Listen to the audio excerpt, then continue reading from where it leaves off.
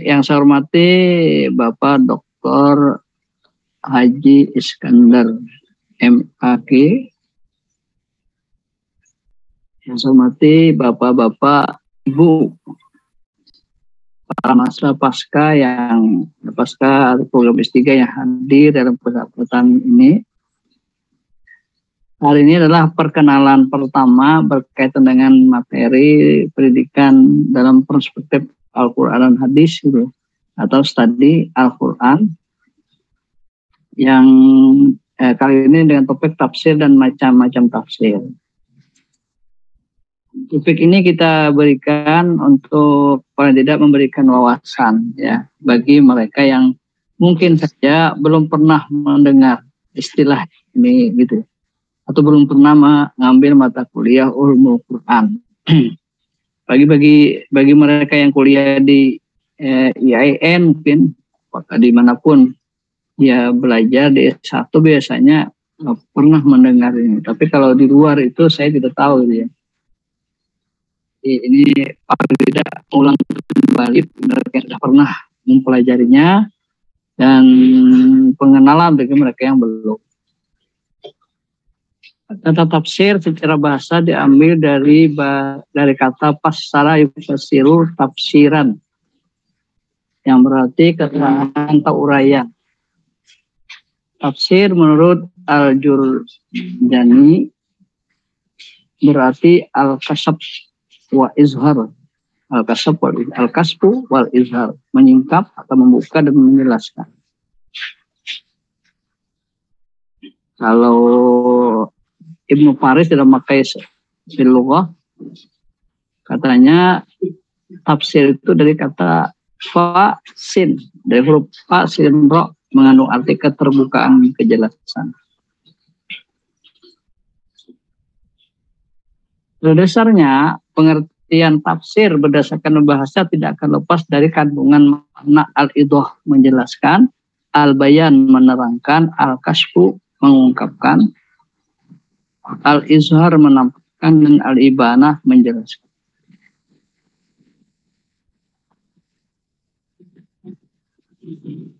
Nah ini misalnya bisa dilihat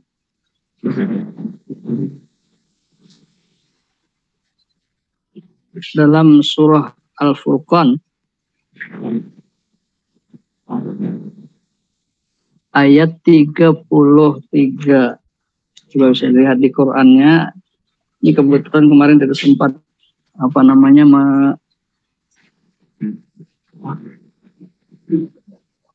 memuat di PPT ini. Surah Al-Furqan ayat 33. A'udzubillahi minasyaitonirrajim. Bismillahirrahmanirrahim. Wala ya'tunaka bimasalin illa ji'naka bil haqqi wa ahsana tafsira. Ini ada kata tafsir dan ayat ini adalah orang-orang kafir itu datang kepadamu membawa sesuatu yang ganjil, melainkan kami datangkan kepadamu sesuatu yang benar dan yang paling baik penjelasannya. Maksud ayat ini adalah setiap kali mereka datang kepada Nabi membawa suatu hal yang aneh, berusul dan kecaman, Allah menolaknya dengan sesuatu yang benar dan nyata. Nah, jadi ini salah satu contoh bahwa istilah tafsir dalam ayat ini berarti adalah mengungkapkan atau menjelaskan.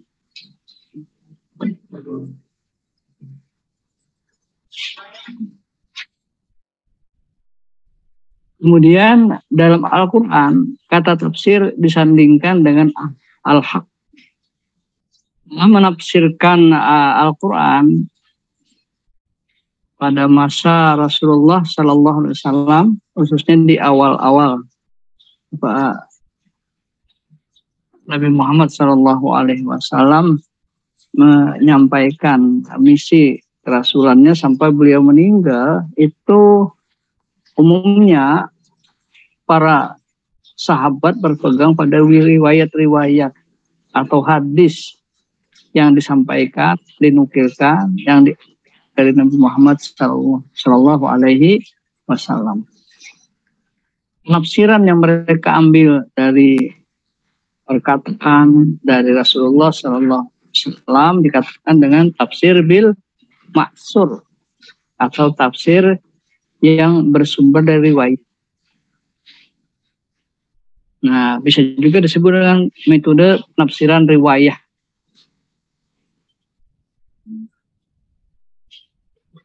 Dan tafsir bil ma'tsur yang pertama ini merupakan dasar lahir tafsir metode ijmali. Tafsir dengan metode dengan cara ijmali. Ijmali itu global, ringkas. Nah, misalnya itu bisa dilihat dalam tafsirnya Ibnu Katsir misalnya, atau tafsirnya jalan lain, itu ringkas, singkat. Jadi dalam uslubnya itu tidak jauh beda dengan Al-Quran, hanya menambah beberapa kata yang merupakan padanan atau juga bisa penjelasan dari kata sebelumnya. Dzalikal kitabu, dzalikal kitab, Alkitab dalam kurung Al-Quran. Nah, itu salah satu bentuk dari tafsir ijmali. Tafsir secara istilah itu ada beberapa penafsiran pertama ya, meskipun intinya tidak jauh beda gitu ya. Misalnya Al-Kilabi mengatakan tafsir adalah menjelaskan Al-Quran, menerangkan maknanya, menjelaskan apa yang dikehendaki dengan nasnya atau dengan isyaratnya atau tujuannya. Kemudian Syekh Tahir Al-Jazairi mengatakan tafsir pada dasarnya adalah mensyarah lafaz yang sukar dipahami oleh pendengar dengan uraian yang menjelaskan maksud yang demikian itu, ada kalanya dengan menyebut muradifnya atau hanya mendekatinya, atau ia mempunyai petunjuk kepadanya melalui satu jalan dilalah atau petunjuk. Ini pengertian tafsir secara istilah. Nah, tadi sudah kita sebutkan bahwasanya pada awal perkembangan Islam, Rasulullah SAW menafsirkan ayat, dan tidak ada yang berani menafsirkan ayat kecuali Nabi ketika masih hidup, sehingga para sahabat selalu ketika menafsirkan ayat itu merujuk kepada riwayat Rasulullah, riwayat atau pada hadis yang disampaikan oleh Nabi Muhammad Sallallahu Alaihi Wasallam. Ketika Nabi meninggal pun awal-awalnya mereka masih berpegang kepada tafsir Nabi. Kalaupun tidak ada, baru mereka melakukan ijtihad gitu ya. Jadi sepeninggal Nabi, kegiatan penafsiran Al-Quran tidak berhenti. Munculnya persoalan baru itu membuat mereka harus mencurahkan perhatian mereka menjawab soal itu. Dan biasanya sahabat itu mereka merujuk kepada riwayat Nabi. Dan dikenal dengan istilah tafsir bil maksur. Nah, contoh tafsir bil maksur yang dengan menggunakan metode ijmali, ringkas, misalnya dalam surah surah An'am gitu ya, ayat 82, Allah berfirman, a'udzubillahi minasyaitonirrajim, bismillahirrahmanirrahim, allazina amanu wa lam yalbisu imanahum bizulmin ulaika lahumul amnu wa hum muhtadun. Orang-orang beriman itu dan tidak mencampur adukan iman mereka dengan kezaliman, mereka itulah yang mendapatkan keamanan, dan mereka itu adalah orang-orang yang mendapatkan petunjuk. Para sahabat waktu itu mereka memahami zulmin itu perbuatan-perbuatan yang kezaliman gitu. Sehingga mereka pun bertanya-tanya, mungkin tidak ada kita yang terlepas dari ini. Mungkin semuanya kita melakukan perbuatan zalim. Nah, lalu ditanyakan kepada Rasulullah SAW. Apa kata Rasulullah? Nah, Nabi mengatakan wa idz qala Luqman li ibnihi wa huwa ya'idhu ya bunayya tusbillah inna syirka la zulmun azim. Jadi kata Nabi inna syirka la zulmun azim. Ya, maksudnya kezaliman itu adalah syirik. Nabi merujuk kepada surah Luqman ayat 13 ini. Inna syirka la zulmun azim. Sungguhnya syirik itu adalah kezaliman yang besar. Kenapa dikatakan syirik itu kezaliman yang besar? Karena yang berhak disembah itu hanya Allah. Kalau ada orang yang menyembah selain Allah, itu menempatkan sesuatu bukan pada tempatnya. Nah, salah tempat, karena itu dikatakan zalim. Nah, ini cara penafsiran secara ijmali, secara ringkasnya.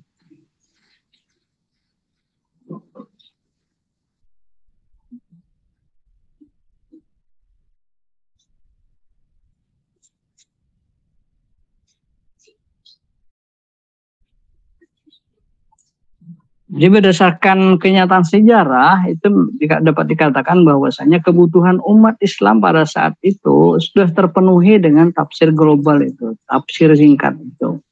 Kenapa? Karena mereka paham ya, mereka adalah orang-orang yang mengerti bahasa Arab dan paham sekali bahasa Arab itu, sehingga mereka hanya mungkin memerlukan penjelasan lebih lanjut tentang kata-kata yang menurut mereka itu baru mereka kenal atau mereka radis. Dan karena itu cukup dengan menggunakan penafsiran yang singkat. Kemudian bagaimana langkah-langkah yang mufasir dalam menafsirkan metode ijmali? Nah, yang pertama mereka membahas ayat demi ayat sesuai dengan urutan yang tertuang dalam mushaf. Jadi mulai dari surah Al-Fatihah sampai surah An-Nas itu mereka runtut sedemikian rupa dan menjelaskan kata-kata yang mungkin dianggap memerlukan penjelasan. B. Mengungkapkan arti global yang dimaksud oleh ayat tersebut. C. Makna yang diutarakan biasanya dikatakan di dalam rangkaian ayat di antara dua kurung. Kemudian bahasa yang digunakan misalnya diupayakan lafaz yang mirip bahkan sama dengan lafaz yang digunakan dalam Al-Quran atau dalam bentuk sinonim. Nah, seorang mufasir biasanya dalam metode ijmali itu menafsirkan ayat itu dari awal sampai akhir tanpa perbandingan, tanpa penetapan judul. Itu antara lain metode tafsir ijmali. Mungkin ini tafsir seperti ini tidak kita gunakan dalam pembuatan makalah di pasca gitu ya. Ini hanya pengenalan saja.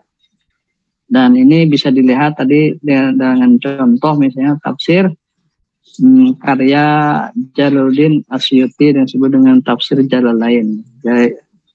Jalalain itu dua Jalal, Jalaluddin Asyuti dengan Jalaluddin Al-Mahalli.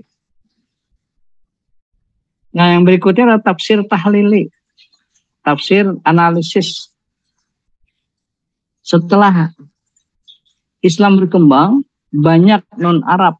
Islam sudah tidak hanya berada di Jazirah Arab, tapi juga sudah berkembang ke luar Jazirah luar Arab gitu. Sehingga banyak yang non-Arab itu mereka masuk Islam. Karena itu mereka banyak yang tidak paham dengan bahasa Arab. Karena mereka tidak paham bahasa Arab, tentu mereka kesulitan memahami ayat Al-Quran. Nah, dalam kondisi seperti ini, mereka memerlukan penafsiran yang lebih panjang, tidak hanya global saja. Lalu muncullah namanya tafsir tahlil. Dan biasanya digunakan oleh para ulama pada masa-masa klasik dan pertengahan. Ada yang menguraikannya dengan panjang lebar, itnab. Ada dengan pola singkat, ijaz, ada dengan pola usawah atau secukupnya. Jadi tidak terlalu panjang juga tidak terlalu pendek.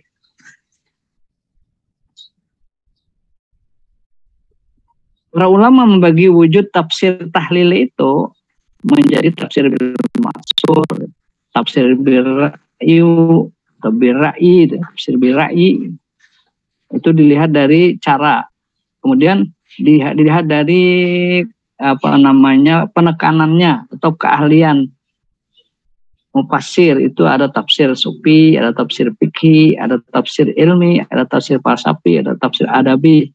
Nah itu jenis-jenis seperti itu biasanya berkaitan dengan kompetensi seorang mufassir. Ada yang dia ahli fikih, lalu dia menulis tafsir yang lebih banyak berkaitan dengan fikih. Dan bila tafsir yang berkaitan dengan fikih, mereka mengungkapkannya dengan panjang lebar. Misalnya Al-Qurtubi ya dalam tafsirnya. Ada juga tafsir ilmi, ini berdasarkan ilmu pengetahuan. Misalnya tafsir Tantawi Jauhari. Tafsir falsafi, yaitu misalnya tafsirnya siapa tafsir falsafi ini? Tafsirnya Fahrazi ya. Karena tafsir falsafi. Tapi Fahrazi juga seorang teolog gitu ya. Ini jenis tafsir yang kedua ini. Nah mungkin saja nanti dalam penafsiran di Paskah bisa menggunakan ini kalau memungkinkan gitu ya. Tapi memang tafsir tahlil ini umumnya itu ditulis sama dengan tafsir ijmali, itu dari surah Al-Fatihah sampai surah An-Nas. Nah, lalu setiap ayat itu mereka kalau ada terkait dengan asbabun nuzul, mereka sebutkan asbabun nuzulnya. Juga mereka menjelaskan kata globalnya. Lalu kadang-kadang mereka coba kemukakan munasabah, kaitan ayat ini dengan ayat sebelumnya atau ayat sesudahnya, atau menafsirkan surah ini dengan surah sebelumnya dan surah sesudahnya. Itu nasabah namanya, atau korelasi. Nah, kemudian mereka menganalisis mufradat itu dari sudut linguistik, bahasa, menjelaskan kandungannya. Nah, jadi kalau mereka yang ahli fikih biasanya kalau berkaitan dengan hukum, nah mereka menjelaskan dengan panjang lebar. Tapi bagi mereka yang filosof ya, yang ahli filsafat, yang concernnya ke filsafat, dia seorang filosof, maka biasanya dia menjelaskan hal-hal yang terkait dengan itu dengan panjang lebar. Ada juga dengan bahasa gitu. Kalau Al-Alusi itu satu sisi dia seorang ahli bahasa, ketika kita mau mencari penjelasan tentang bahasa itu banyak di kitab tafsir Al-Alusi, Ruhul Ma'ani. Dia mengatakan bahwa itu dia merupakan tafsir sufi katanya. Nah, karena lebih concern kepada penafsiran seorang sufi. Ini jadi tahlil itu ada yang bil ma'sur, ada yang dengan birai, ada yang dengan menggunakan riwayat, patokannya riwayat, ada menggunakan ijtihad gitu ya. Yang riwayat itu misalnya tafsir Ad-Durrul Mansur, Ad-Durrul Ma'sur.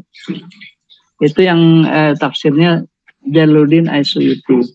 Jadi kalau kita buka itu biasanya banyak ruya atau tila, itu biasanya seperti itu. Nah, ada juga yang tafsir ini kan memahami Al-Quran berdasarkan jihad mufassir, sudah ia menguasai dan memahami bahasa Arab dengan segala seginya. Ini misalnya bisa dilihat di tafsirnya Al-Maraghi misalnya. Itu termasuk tafsir birai. Kalau tafsir riwayah, selain riwayah, kalau dengan tafsirnya Jalaluddin Asyuti dengan tafsir tafsir Durrul Maksur kalau tidak salah ya. Itu riwayat hadis Nabi atau perkataan sahabat. Tapi kalau tafsir Ibnu Maksur oleh apa itu yang Syekh Muhammad Syed Kutub ya, Syed Kutub itu ada fi Zilalil Quran. Nah itu termasuk bil maksur, tapi itu menafsirkan ayat dengan ayat. di ayat langsung ditafsirkan dengan ayat. Itu termasuk tafsir bil ma'sur, tapi dengan menggunakan ayat dengan memahami ayat dengan ayat. Kalau Asyuti tadi memahami ayat dengan ini metode yang kedua, dan ini ya mungkin saja kita pakai kalau memungkinkan. Tapi kalau yang awalnya ini dari ayat pertama sampai sampai dari surah pertama sampai surah terakhir. Karena itu tafsir tahlili ini itu halamannya jilidnya itu panjang-panjang. Ada yang 10 jilid, ada yang 30 jilid. Termasuk tafsir Hamka itu berapa jilid itu? Itu termasuk tafsir tahlili. Kalau yang tafsirnya Jalaluddin Asyuti dengan Jalaluddin Al-Mahalli itu dengan tafsir lainnya itu seperti dikatakan tafsir global hanya 2 jilid ya 2 jilid saja.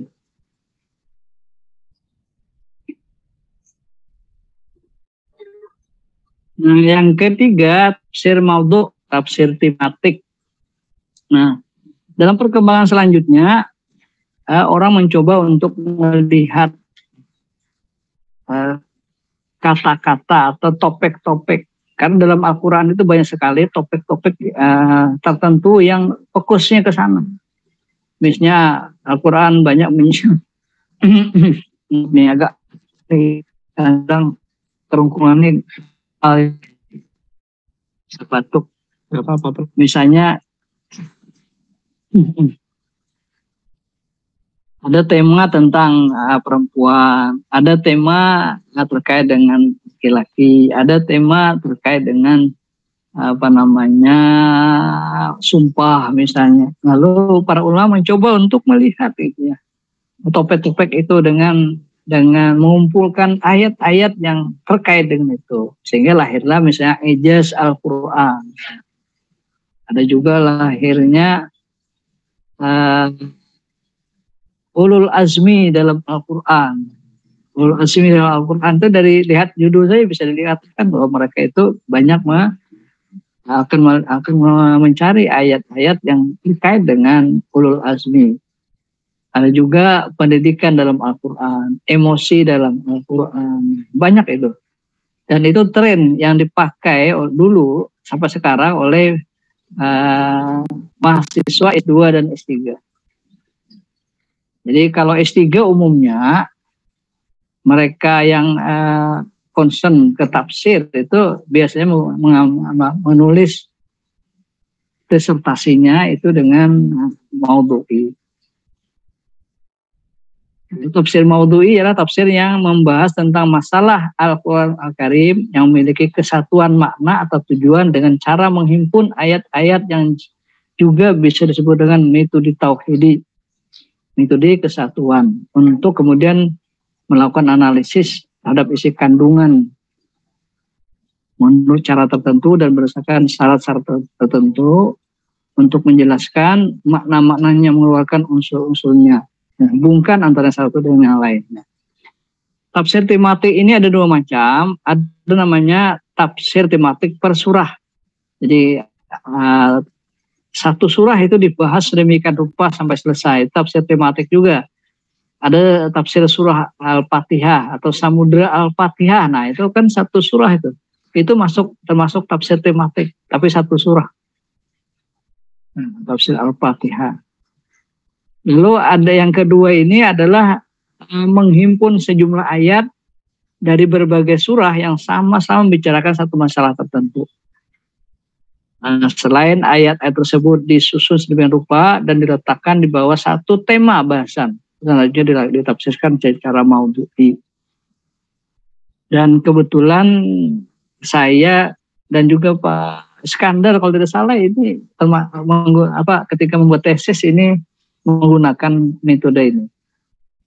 Di langkah-langkahnya memilih atau menetapkan Al-Quran, masalah Al-Quran yang akan dikaji secara tematik, lalu melacak, menghimpun ayat yang berkaitan dengan masalah yang ditekan, menyusun runtutan ayat tersebut menurut kronologis masa turunnya dengan pengetahuan tentang asbabun nuzul, mengetahui munasabah ayat tersebut dalam masing-masing surahnya, menyusun bahasan dalam kerangka yang sistematis dan sempurna dan utuh, melengkapi bahasan dengan uraian hadis yang relevan dengan pokok bahasan, mempelajari ayat-ayat tersebut secara tematik dan menyeluruh dengan menghimpun ayat-ayat serupa lalu mengkompromikan antara pengertiannya am, khas, atau yang mutlak, muqayyad. Nah, kemudian melahirkan konsep yang utuh dari Al-Quran tentang satu topik yang dipilih. Biasanya, ini kan ideal sekali nih. Dalam praktiknya biasanya secara singkat, kita itu pertama menetapkan topik. Topiknya apa? Misalnya di dalam makalah itu kan ada namanya pendidikan karakter dalam Al-Quran. Nah, pendidikan karakter. Karakter itu apa sih bahasa Arabnya? Nah, itu dulu. Nah, ternyata misalnya apa itu karakter dalam bahasa Arab, misalnya akhlak atau khuluq. Dicarilah ayat-ayat yang memuat itu atau sepadan dengan itu yang artinya itu adalah karakter. Nah, semua ayat yang terkumpul itu setelah dikumpul itu dibaca dulu, dibaca biasanya baru disusun. Kita pahami susun. Nah, menyusun itu saya menggunakan urutan yang dikeluarkan oleh Rabita Alam Islami. Itu ayat turunnya surah itu berbeda dengan surah yang ada dalam Al-Quran, Mushaf. Jadi surah Al-Alaq itu kan pertama kali turun gitu, tapi hanya sebagian saja. Secara keseluruhan itu tidak di awal gitu. Hanya yang awal itu surah ayat pertama dan sampai ayat ke-5. Sementara surah Al-Fatihah meskipun turunnya kemudian dari surah Alaq, tapi secara keseluruhan itu termasuk surah yang pertama diturunkan secara lengkap. Ya, secara penuh satu surah Al-Fatihah. Nah, lalu nanti dikaitkan dengan asbabun nuzul, dikaitkan dengan penafsiran, lalu disusunlah pembahasan itu dengan tema tertentu. Jadi dari tema itu nanti kita pahami dulu ayat demi ayat, baru muncullah ide outline, bikin outline gitu ya. Nah, seperti itu yang maudu'i yang biasanya dilakukan dalam pembuatan disertasi. Tapi kalau pembuatan makalah ini mungkin tidak terlalu saklek gitu ya. Mungkin ada modifikasi. Yang penting kan bisa menulis. Nah, tidak semua ayat yang memang kalau semua ayat itu memang diperlukan gitu. Tapi perlu nanti penentuannya itu dari kata kuncinya adalah kata kunci yang menjadi patokan. Misalnya tadi tentang sumpah dalam Al-Quran. Sumpah itu apa bahasa Arabnya? Jadi kasam. Nah, dari apa-apa yang terkait dengan kasam itu ditulis. Lalu padanannya, terkait dengan sumpah itu juga dicari ayat tersebut, kemudian disusun, dipahami. Memang memerlukan waktu lama kalau untuk pembuatan disertasi, tesis atau disertasi. Tapi untuk makalah ini biasanya karena sudah banyak contohnya, rasanya tidak terlalu susah gitu. Dan penulisannya pun tidak saklek seperti yang diminta oleh Parmawi. Kalian lebih beruntung itulah karena sebelumnya sudah ada kawan-kawan yang menulis entah itu dan bisa melihat ya, bisa melihat contoh-contoh itu gitu. Tapi jangan ditiru gitu ya, melihat contoh. Karena kita nanti kalau meniru kena plagiasi ya. Sekarang kan dengan Turnitin kan gampang, masukkan tuh, oh ini sekian persen, mirip. Lalu ada yang ngakal-ngakalin gitu, ditambahnya lah titik atau apa gitu, akhirnya lepas ya.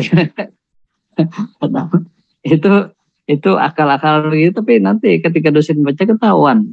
Jadi sekarang gampang melihat. Nah karena itu kita perlu kreasi sendiri, meskipun kita membaca punya kawan, tapi kita bikin dengan cara yang kita sesuai dengan kemampuan kita. Ya. Jadi disitulah ijtihad kita, usaha kita untuk belajar menulis tafsir. Ini yang ketiga gitu ya. Nah, kemudian yang keempat tafsir muqarin. Tafsir muqarin itu sesuai dengan namanya perbandingan. Membandingkan ayat Al-Quran yang memiliki kesamaan atau kemiripan redaksi atau memiliki redaksi yang berbeda bagi masalah yang sama, termasuk muqarin. Juga bisa membanding ayat dengan hadis atau juga membandingkan pendapat para mufasir, itu termasuk tafsir bil muqarin atau tafsir muqarin, perbandingan. Jadi tafsir muqarin itu bisa dikatakan membanding ayat dengan ayat.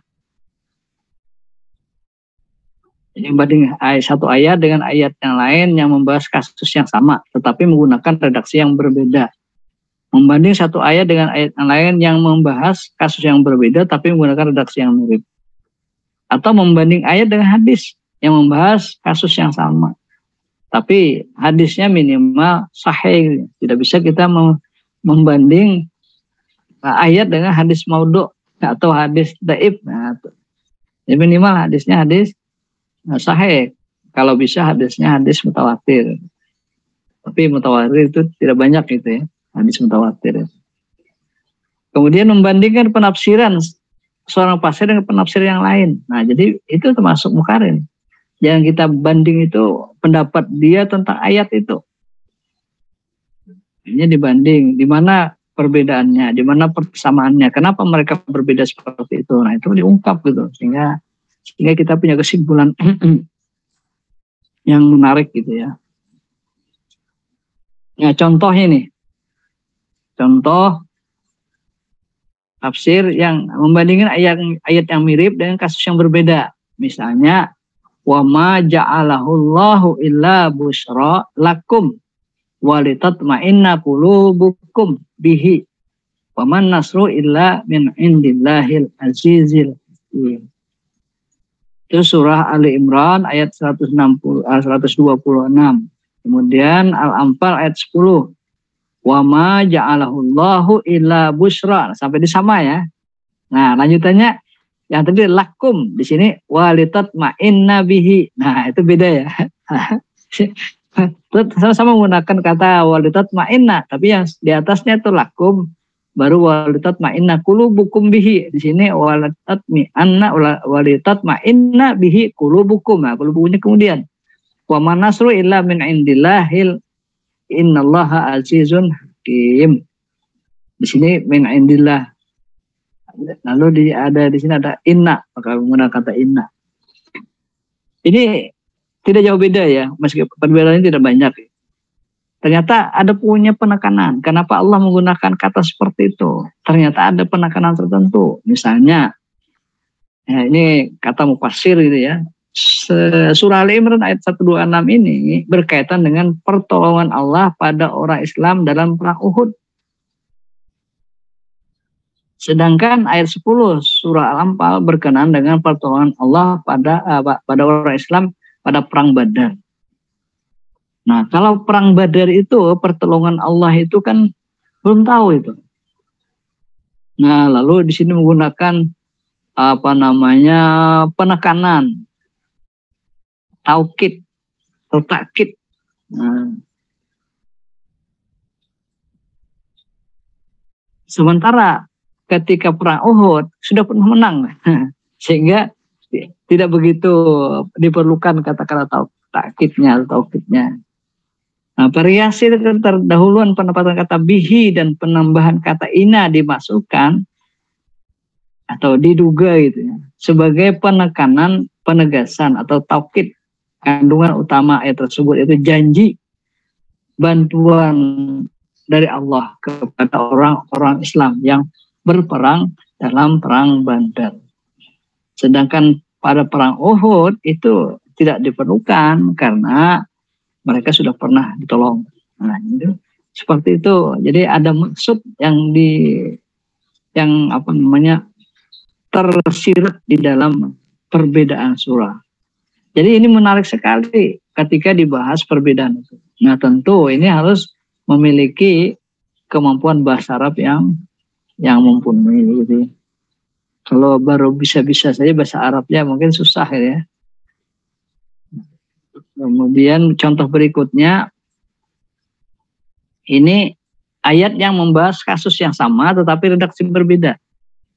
Di sini qul ta'alau utlu ma harrama rabbukum alaikum alla tusyriku bihi syai'a wa bil walidaini ihsan. Nah, ini ayat yang mirip itu, wala taqtulu auladakum min imlaq nahnu narzuqukum wa iyyahum. Nah, ini di surah Al-An'am ayat 151. Di surah Al-Isra ayat 31, wala taqtulu auladakum khasyata imlaq nahnu narzuquhum wa iyyakum. Jadi sedikit beda ya. Ya, di atas wala taqtulu auladakum sama.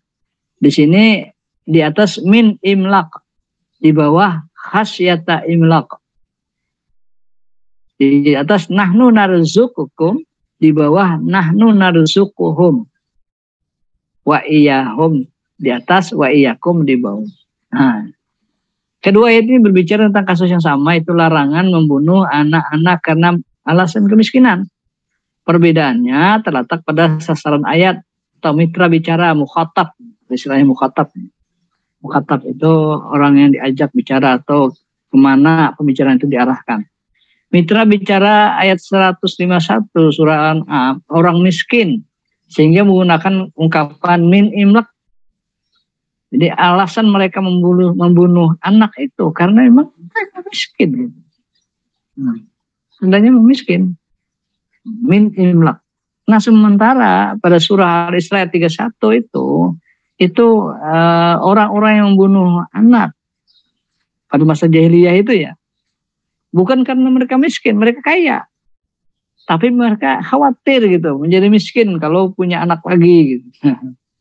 Nah, lalu menggunakan kata khasyata min khasyata imlaq. Takut miskin. Nah, ini contoh ya penafsiran Muqarrin. Nah, inilah contoh tafsir. Tafsir itu ada yang tafsir global, ada tafsir tahlili, analisis, ada tafsir maudhu'i, tematik, ada tafsir Muqarrin perbandingan. Itu secara dari segi cara penafsiran gitu ya. Lalu dari segi sumbernya, tafsir global itu menggunakan dengan corak bil maksur gitu ya. Tahlili itu bisa bil maksur, bisa bil ra'yi. Nah, maudhu'i itu campuran ya. Umumnya itu biasanya bisa menggunakan riwayah gitu. Tapi umumnya juga bisa menggunakan bil ra'yi sesuai dengan kemampuan. Nah, lalu materinya, penekanannya tergantung kepada para mufassirnya sendiri. Ada yang mufassir ahlinya di bidang tasawuf, dia lebih menekankan pada pembahasan tentang tasawuf itu kalau berbicara tentang ayat-ayat yang membicarakan tentang tasawuf. Demikian juga ada yang concernnya keilmuan, sehingga kalau ayat itu berkaitan dengan ilmu pengetahuan, dia mencoba menjelaskannya berdasarkan ilmu pengetahuan yang dia miliki. Itu yang dilakukan oleh tafsir Tantawi Jauhari. Nah, ini penjelasan awal terkait dengan macam tafsir. Yang mana yang kita pakai di pasca ini, sebenarnya bisa kita menggunakan tafsir maudhu'i dengan tafsir Muqarrin. Nah, bisa itu dengan topik yang ada itu bisa menggunakan tafsir maudhu'i dengan tafsir Muqarrin. Tapi yang lebih gampang mungkin tafsir maudhu'i.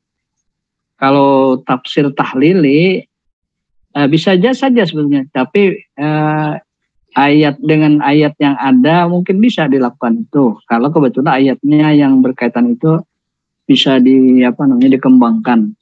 Hanya saja kalau tafsir maudhu'i itu lebih berbagai aspek bisa dibicarakan, tapi kalau tahlili itu biasanya hanya terkait dengan ayat itu. Nah, nanti kalau bicara dengan ayat lain lagi ceritanya. Mungkin itu saja pengenalan pertemuan kita hari ini. Silakan kalau ada hal-hal yang perlu ditanyakan, mudah-mudahan aku bisa menjawab, dan juga nanti Pak Iskandar ya, Dr. Iskandar MAG yang mudah-mudahan masih ada di Zoom ini untuk membantu menjelaskan kalau ternyata ada penjelasan yang perlu penjelasan lebih lanjut. Terima kasih. Assalamualaikum warahmatullahi wabarakatuh.